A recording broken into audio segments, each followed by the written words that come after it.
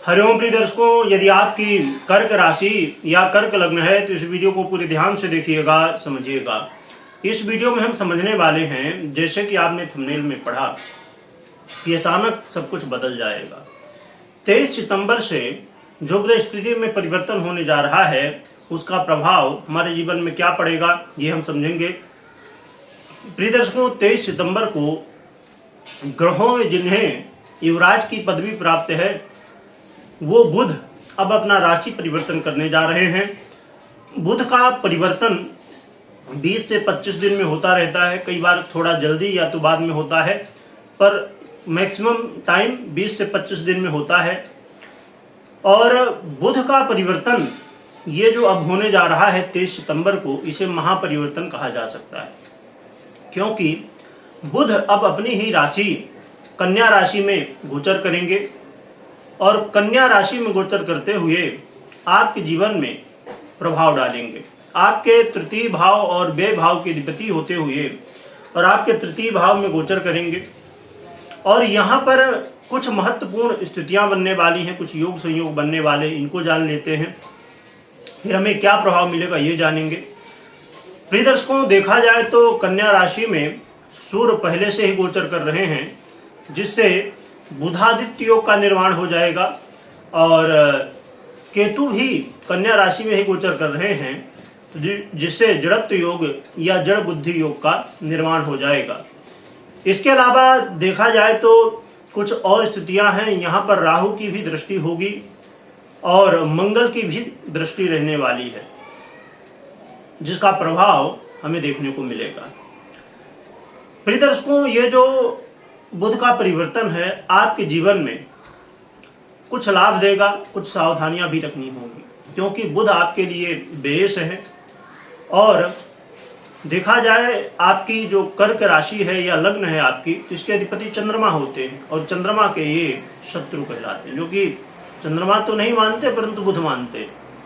इसलिए इस प्रभाव को समझने में बहुत ज़्यादा जरूरी है कि आप बिना स्क्रिप्ट किए समझें, क्योंकि एक छोटी बात छोड़ेंगे तो वो चीज़ें फिर क्लियर नहीं हो पाएंगी। बुध का ये परिवर्तन आपके जीवन में, आप किसी भी क्षेत्र में कंपटीशन में हैं, किसी भी क्षेत्र में आप परीक्षा प्रतियोगिता में हैं, किसी भी क्षेत्र में आप सफलता हासिल करना चाहते हैं तो आपको सफलताएं प्राप्त होने वाली हैं।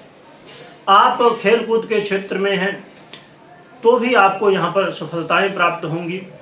और आप अपने जीवन में सोशल मीडिया से भी यदि वर्क करते हैं तो यहाँ से लाभ उठा पाएंगे। देखा जाए तो आप अपने जीवन में यदि अभी तक ये महसूस कर रहे थे कि मैं बहुत ज़्यादा आलस महसूस कर रहा हूँ, कुछ काम करना है तो आज नहीं कल करेंगे, परसों करेंगे, इस तरह आलस यदि जीवन में आ रहा है तो व्यक्ति क्या होता है कि कोई भी काम पूर्ण रूप से समय में नहीं कर पाता है, जिसकी वजह से कई सारे काम अधूरे रह जाते हैं। क्योंकि कहते हैं ना कि आलस मनुष्य का सबसे बड़ा शत्रु माना जाता है।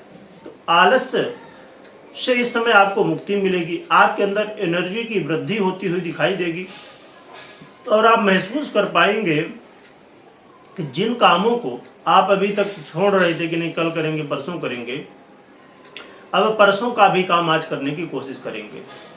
क्योंकि जब एनर्जी हमारे अंदर बहुत ज़्यादा होती है तो हम बड़ी शीघ्रता के साथ कोई भी काम को कर लेते हैं।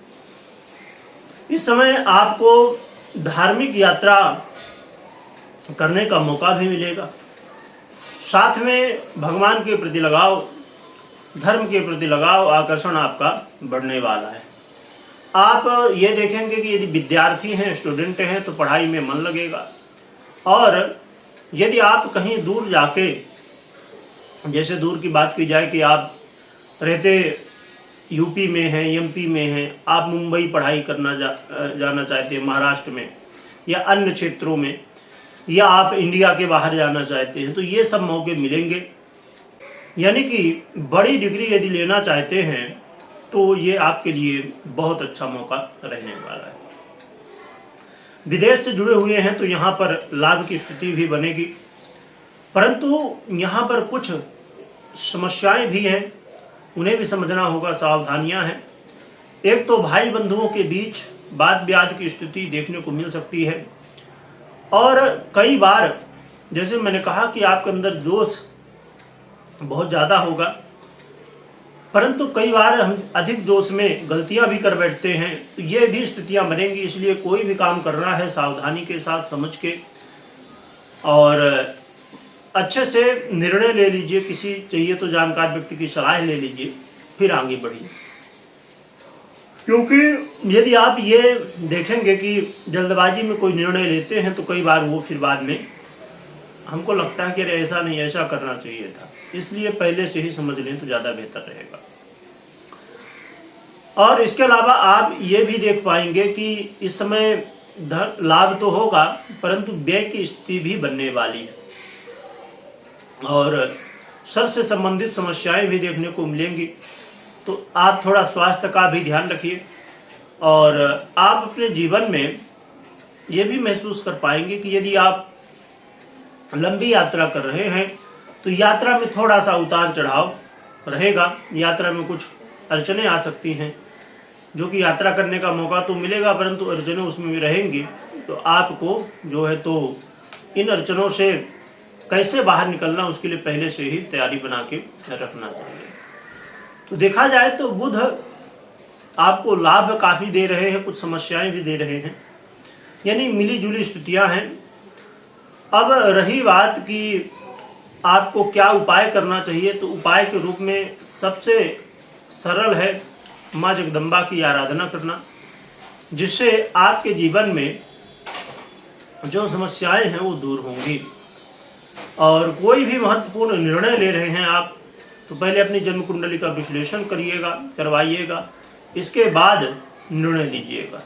क्योंकि बिना जन्म कुंडली का मात्र गोचर के आधार पर हमें निर्णय नहीं लेना चाहिए। कमेंट में, अब यहाँ पर कमेंट का मतलब ये हुआ करता है कि आज के समय में व्यक्ति बहुत बिजी है, और इस बिजी लाइफ में यदि आप जैसे ओम गंगणपते नमः लिख रहे हैं, या भगवान का नाम कोई भी जैसे कहते हैं कि भाई आप जय श्री कृष्ण लिखो या ओम नमः शिवाय लिखो, तो उसका मतलब ये होता है कि जब आप लिख रहे होते हैं उस समय बोल भी रहे होते हैं, मन में सोच भी रहे होते हैं। तो आज के बिजी लाइफ में यदि हमारे पास, क्योंकि देखते हैं लोग अपने काम में बिजी हैं, तो बस इसी बहाने भगवान का नाम भी हो जाता है। तो जब आप नाम लेते हैं, कमेंट में लिखते हैं, तो इसी माध्यम से कुछ न कुछ आपका हित हो जाता है। तो कमेंट में जरूर लिखिएगा, जयकारा लगाइएगा, साथ में मानसिक स्मरण करिए। मतलब आप लिख रहे हैं तो लिखने में थोड़ा समय आपका जाएगा, उस समय आप बोलते जाइए उसको बार बार। तो यही मौका होता है नॉर्मली। बाकी आपके पास समय जरूर निकालना चाहिए आपको कि भगवान की जितनी सेवा आराधना करें। क्योंकि देखिए, कोई भी ग्रह हो, कोई भी जीवन में समस्या हो, यदि हम कर्म करें और भगवान की आराधना करें तो हमें फिर दुनिया के चक्कर में पड़ने की आवश्यकता नहीं पड़ती। तो ये अवश्य करें। वीडियो देखने के लिए बहुत बहुत धन्यवाद।